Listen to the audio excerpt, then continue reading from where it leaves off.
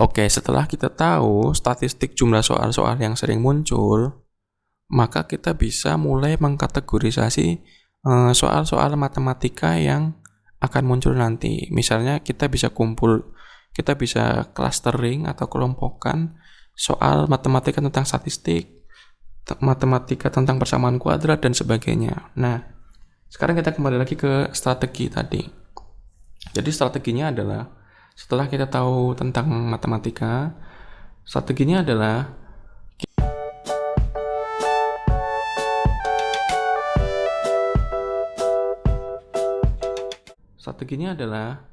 kita harus latihan soal dan menganalisa hasil latihan soal itu. Jadi kamu latihan itu bukan cuma latihan ngerjain soal, cuma latihan-latihan aja, tapi mulai sekarang kamu harus latihan itu, kemudian hasil latihannya itu kamu tulis reportnya. Jadi report yang kamu perlukan adalah begini.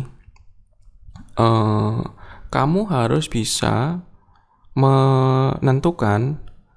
menuliskan di laporan hasil latihan kamu itu adalah, kamu untuk mengerjakan soal statistik, rata-rata untuk satu soal kamu butuh berapa menit atau berapa detik.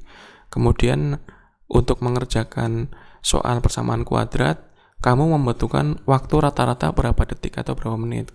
Kemudian untuk mengerjakan soal logaritma, kamu memerlukan waktu berapa menit gitu.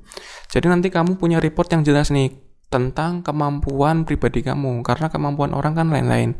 Ada orang yang jago di statistik, ada orang yang jago di persamaan kuadrat, ada orang yang jago di logaritma, eksponensial, dan sebagainya ya. Jadi pertama kamu harus kenali kamu dulu. Setelah kamu mengenali musuhmu, kamu harus kenali kemampuanmu gitu. Setelah kamu kenal kemampuanmu, nanti kamu akan bisa memanfaatkan kemampuanmu semaksimal mungkin gitu.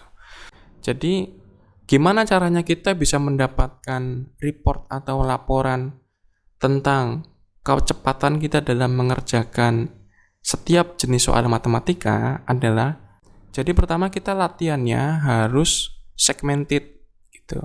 Artinya kita latihannya dengan jenis-jenis soal yang seragam. Misalnya hari ini kamu latihan soal khusus statistik.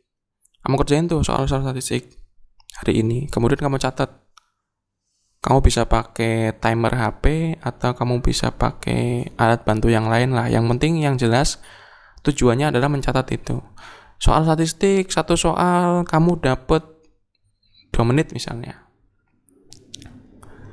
Setelah dapat rata-rata soal statistik 2 menit, hari besoknya kamu latihan soal bab lain.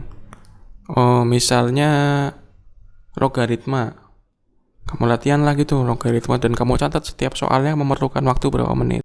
Kemudian hari berikutnya kamu latihan soal untuk jenis materi yang lain, kamu catat juga.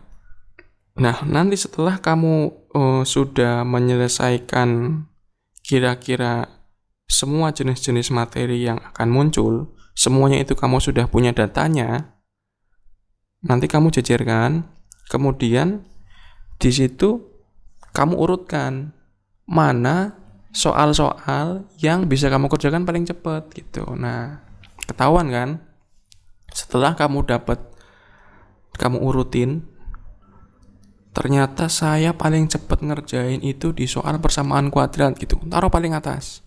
Diurut tuh dari waktu yang paling cepat kamu kerjain, kamu urut. Set. Nah, setelah kamu dapat urutan itu, maka di situ kamu sudah mengenali kemampuanmu, gitu.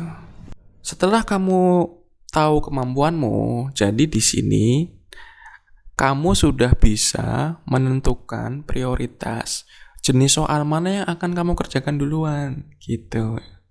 Jadi setelah kamu dapat data itu, nanti ketika kamu tes, itu daripada kamu harus membaca soalnya, memahami dulu, dan menentukan kira-kira aku bisa nggak ya ngerjain ini, pastikan itu yang ada di pikiranmu tuh, itu akan lama. Nah, sekarang kamu udah kenal nih bahwa aku pertama akan mengerjakan soal persamaan kuadrat. Kamu cari karena kan untuk menentukan soal ini jenis soal persamaan kuadrat atau bukan, itu akan lebih cepat daripada kamu harus menentukan soal ini akan kamu kerjakan apa enggak.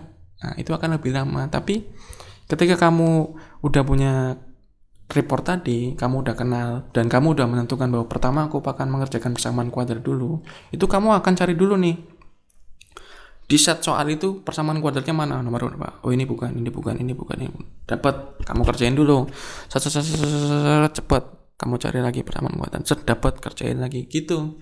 Jadi kamu nggak perlu membaca soalnya dulu, jadi kamu nggak harus menghabiskan 30 detik untuk menentukan kamu akan mengerjakan soal ini apa enggak. Jadi waktu yang tersisa untuk kamu mengerjakan itu akan lebih banyak, gitu ya.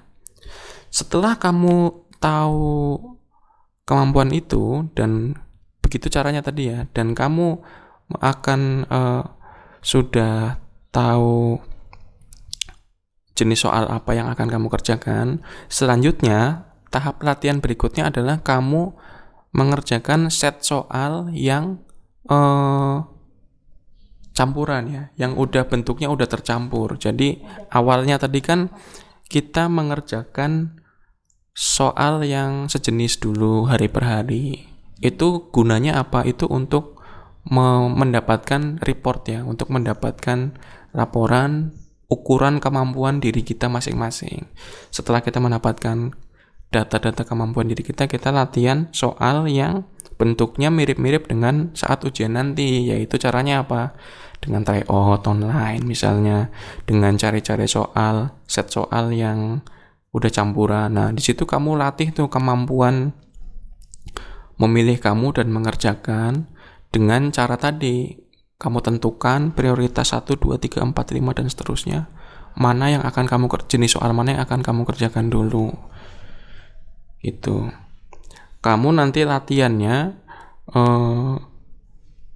kamu tes sampai dengan misalnya kamu bisa masuk ke passing grade yang minimal, atau mungkin kamu bisa bikin standar sendiri, atau kamu bisa mengikuti yang tadi aku bilang misalnya 40 soal benar atau 48 soal benar, atau kamu misalnya punya standar lain untuk batas amanmu gitu. Jadi itu ya. Jadi kuncinya adalah pertama tadi aku review lagi, kita kenali dulu musuhnya.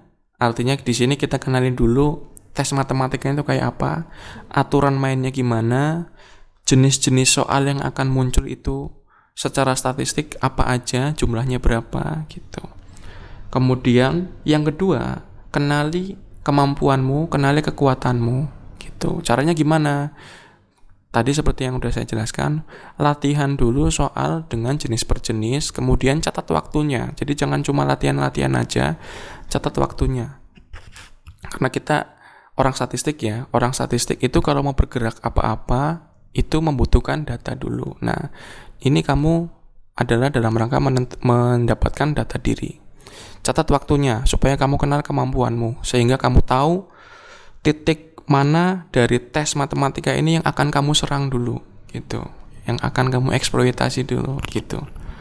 Setelah kamu tahu kemampuanmu, barulah kamu latihan soal yang bentuknya mirip-mirip dengan keadaan set soal ketika nanti tes sebenarnya. Misalnya kita bisa dengan tryout, atau kita bisa dengan cari-cari soal online yang beredar, yang biasanya kan teman-teman saling share tuh soal-soal USM dari tahun ke tahun. Nah, kamu bisa latihan itu. Setelah latihan itu, tahap berikutnya adalah kamu tentukan standarmu. Jadi kamu tentukan standar batas aman buat kamu. Jadi kamu latihan terus. Kalau misalnya kamu belum mencapai titik ini, latihan lagi terus sampai kamu mencapai titik yang kamu harapkan. Setelah itu baru kamu berserah diri, berdoa, meminta restu orang tua dan sebagainya. Jadi itu ya.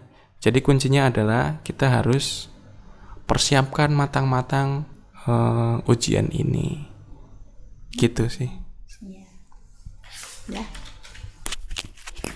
Nah, itu jadi teman-teman yang dibahas oleh suami aku tentang strategi dan cara mempersiapkan apa aja yang harus dipersiapkan untuk menghadapi tes seleksi tahap 2 yaitu tes matematika ya. Jadi kalau misalnya di sini aku ibaratkan perang, strategi yang harus kamu lakukan adalah pertama, kenali dulu karakter musuh kamu. Yang kedua, kenali juga kemampuan kamu. Nah, yang ketiga ini latihan perangnya nih. Seperti di video sebelumnya, aku merekomendasikan tryout online dari Gerbang STIS. Nah, sekarang udah mulai ya.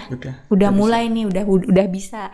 Jadi untuk teman-teman yang belum gabung di Gerbang STIS, boleh langsung gabung aja karena di sini masuknya itu gratis gabungnya. Tapi untuk tryout online-nya ini berbayar 25.000 untuk 3 kali paket tes tryout online gitu matematika ini.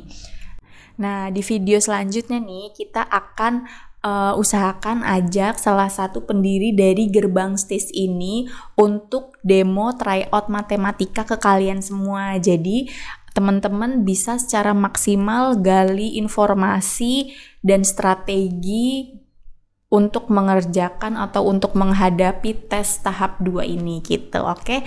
Jadi jangan lupa ya di subscribe dan ditekan tombol notifikasinya biar nggak ketinggalan video yang selanjutnya. Oke, assalamualaikum.